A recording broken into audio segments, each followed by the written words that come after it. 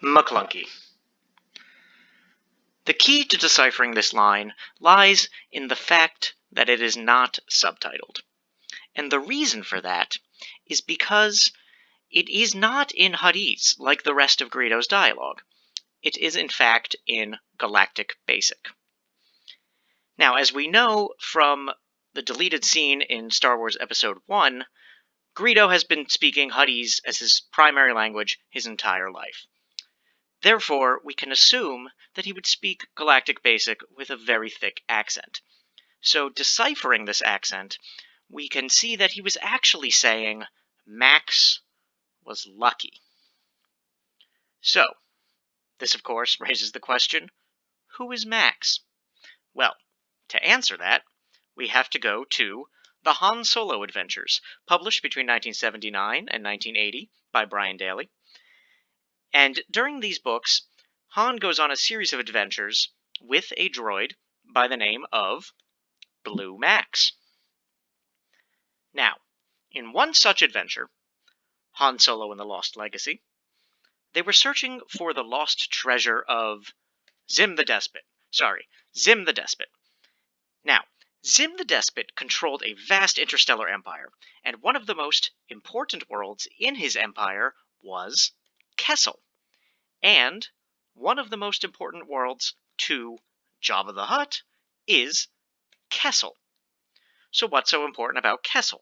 Well, I mean, it is after all a misshapen potato world that doesn't even have enough gravity to hold down an atmosphere and orbits a cluster of black holes. Nothing really about that physics makes sense, but that's a different topic. So, the reason that KESSEL is so important is because it is the galaxy's sole supply of a substance known as spice. So spice is an illegal addictive substance that forms the backbone of Jabba's criminal empire, and according to the novel Jedi Search by Kevin J. Anderson, the spice gives its users mild telepathic powers. So by this point, maybe you're thinking, an addictive spice produced on one planet that gives its users mind powers. Doesn't that sound a bit familiar? And indeed it should. For you see, the spice from Star Wars is not merely based on the spice from Dune, it is the spice from Dune that has crossed the boundaries between universes to end up in the Star Wars universe. Now, how is this possible? Fortunately, we have an example in Star Wars of a creature that can travel between universes, and that creature's name is WARU. Praise him. So WARU, praise him, was from the novel The Crystal Star by Vonda McIntyre, and he was essentially a blob of goo from a parallel universe that ended up in the Star Wars universe inside a star and had a cult that worshipped him as a god. This cult kidnapped Han and Leia's children and attempted to feed them to WARU. Praise him. So, jumping back to the Dune universe, we have the Bene Gesserit, and we have the Bene Tleilax. Now, the Bene Tleilax had similar goals and methods to the Bene Gesserit, but their research and development was more focused on things like shape-shifting, or face dancing as they called it, and also bringing Duncan Idaho back from the dead. Now, we know from the book Dune Messiah that the Bene Tleilax had in the past attempted to create a Kwisatz Haderach, but much like David Lynch, they failed. Or did they?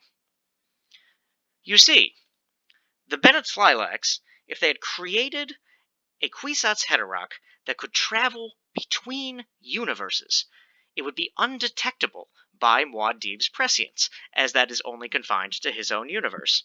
And indeed, they did, and that Kwisatz Haderach was none other than WARU. Praise him. So, during the reign of the God Emperor Leto II, the Bene Gesserit and the Bene Tleilax were cut out of the imperial power structure for the most part, and they spent most of their time plotting against the God Emperor.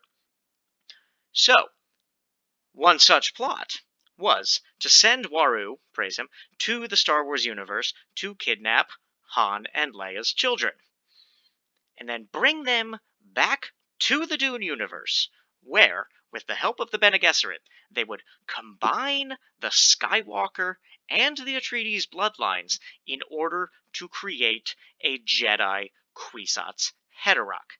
And this Jedi Kwisatz Haderach would then overthrow the God Emperor and lead the Bene Gesserit and the Bene Tleilax to invade the Star Wars universe. Now, this plan is obviously flawless except for one thing.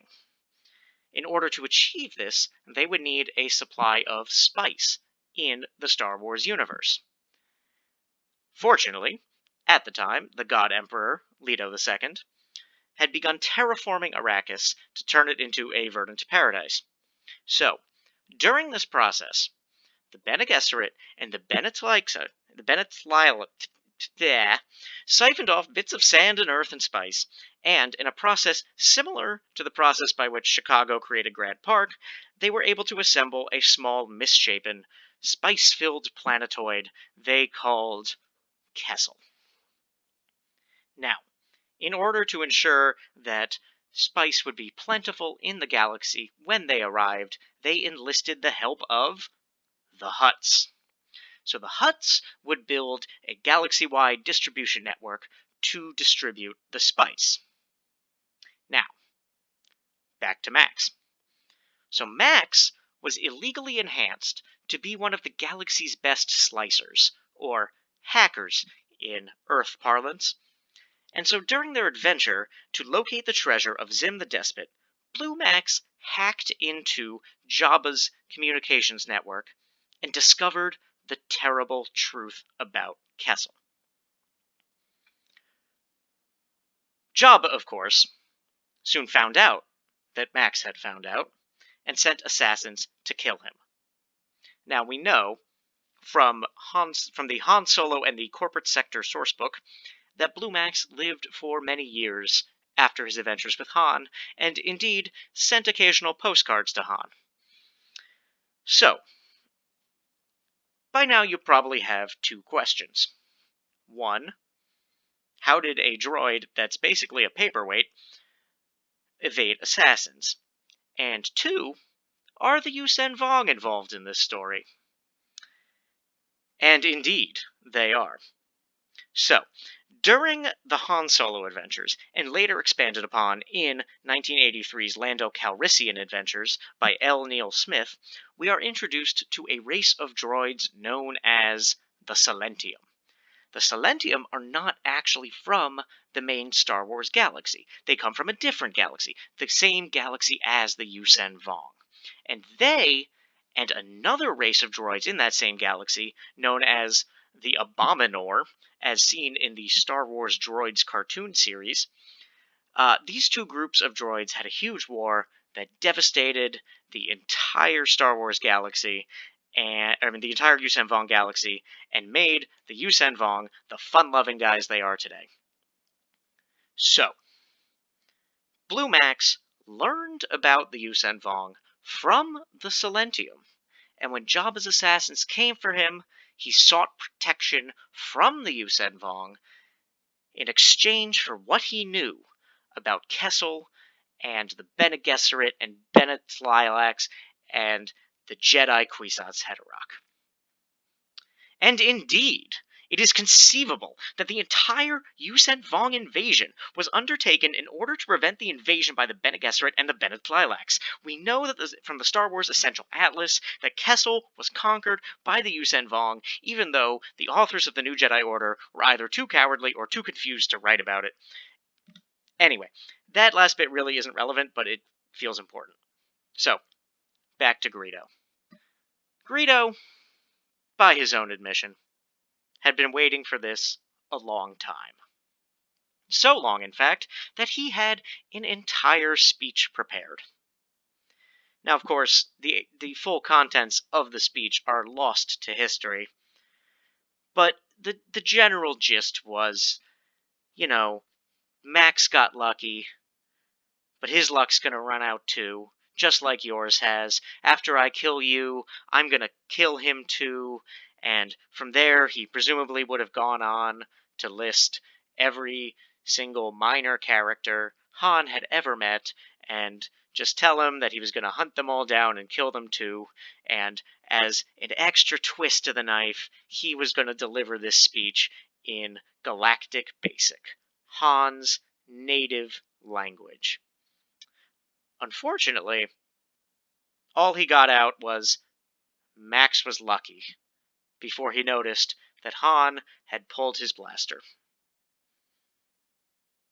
Now, all of this makes perfect sense. But there's still one missing piece of the puzzle.